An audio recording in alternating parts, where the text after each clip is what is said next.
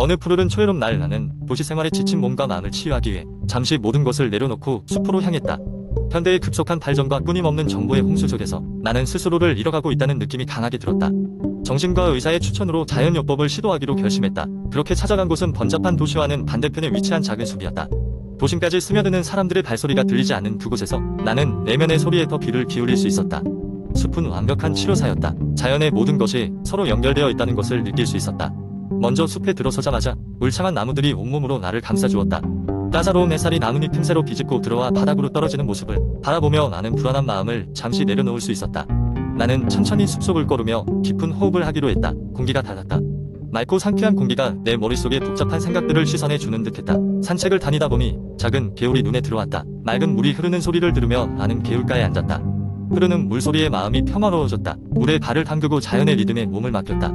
그러자 점차 불안감이 사라지고 마음에 잔잔한 평온이 찾아왔다. 숲에 머무르는 동안 다양한 명상을 시도해보기도 했다.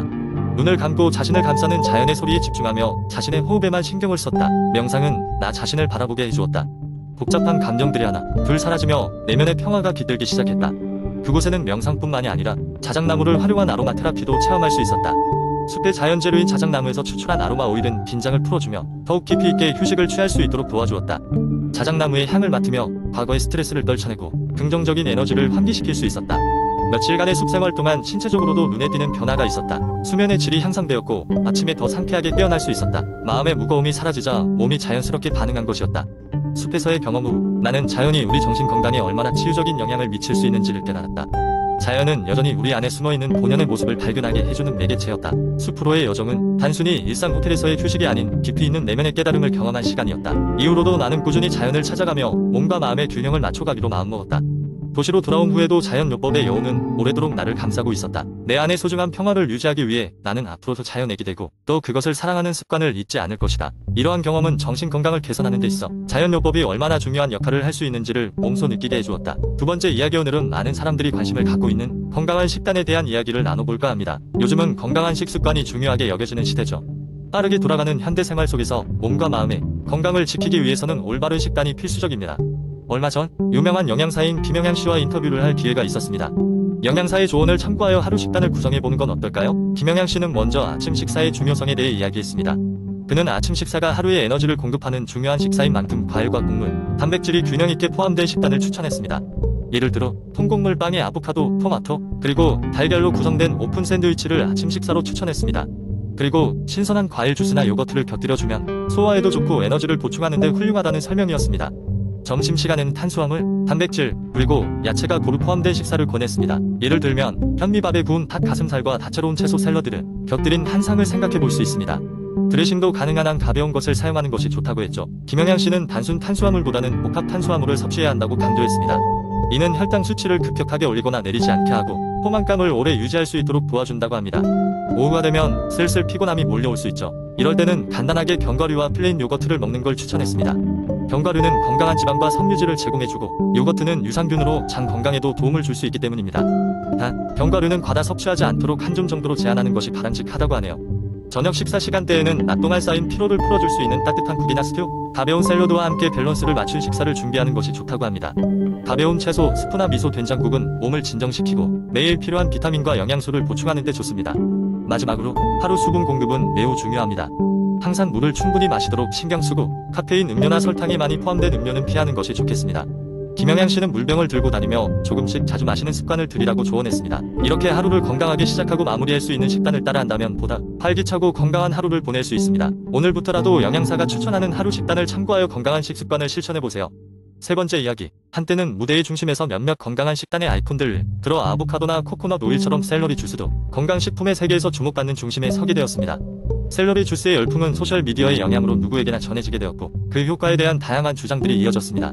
샐러리 주스는 정말로 건강에 좋은 슈퍼푸드인지 아니면 그저 과장된 유행일 뿐인지에 대해 알아보도록 하겠습니다. 처음 샐러리 주스를 들어본 사람들은 그것이 그냥 녹색 채소 주스일 뿐이라고 생각할 수 있지만 샐러리 주스의 지지자들은 그 속에 숨겨진 잠재력을 강조합니다. 그들의 설명에 따르면 샐러리는 해독 작용이 뛰어나며 항염 작용이 있고 소화기관을 개선하는 데 도움을 주며 심지어 피부 탄력 증진에도 효과가 있다고 주장합니다. 그리고 이 모든 효과는 아침 식사 전 빈속에 샐러리 주스를 마셨을 때 극대화된다고 합니다. 이러한 주장의 배경에는 샐러리 주스가 체내 해로운 독소를 제거하고 혈액순환을 개선하며 과잉 나트륨을 배출함으로써 혈압을 안정시킨다고 하는 믿음이 존재합니다. 이런 이유로 일부 사람들은 샐러리 주스를 디톡스 주스로 간주하기도 합니다. 더불어 샐러리에는 비타민 K, 비타민 C, 칼슘, 칼륨 등 다양한 영양소가 풍부하게 포함되어 있음을 알 수 있습니다. 그러나 반대의 목소리도 분명 있습니다.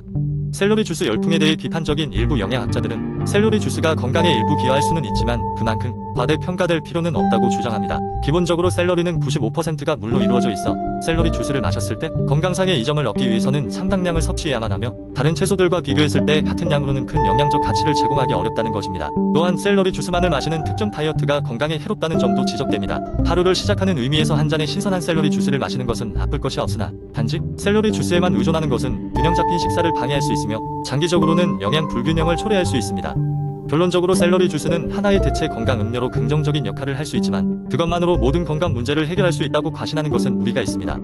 샐러리 주스가 도움이 될 수 있는 사람도 있겠지만 각각의 신체는 다르게 반응하기 때문에 섭취하는 이들의 다양한 필요와 건강 상태를 파악하는 것이 중요합니다. 진정한 지혜는 특정 유행 음료에 몰두하기보다는 다양한 음식을 통한 균형 잡힌 식사로부터 얻을 수 있음을 기억해야 할 것입니다. 네 번째 이야기. 옛날 옛적 작은 마을에 살고 있던 민준이는 건강에 관한 다양한 상식들을 친구와 가족에게서 들어왔다. 그중 일부는 매우 흥미로웠고 다른 일부는 좀 의아했다. 민준이는 건강한 삶을 살고 싶었기 때문에 이런저런 정보를 검색하고 책을 읽으며 사실과 오해를 구분하려고 했다. 그는 어느 날 저녁 불을 밝히고 책상 앞에 앉아 자신이 수집한 정보를 정리하기 시작했다. 첫 번째로 민준이는 아침을 걸으면 몸에 해롭다는 말을 자주 들었다. 그는 이 말이 진리인지 궁금해졌다.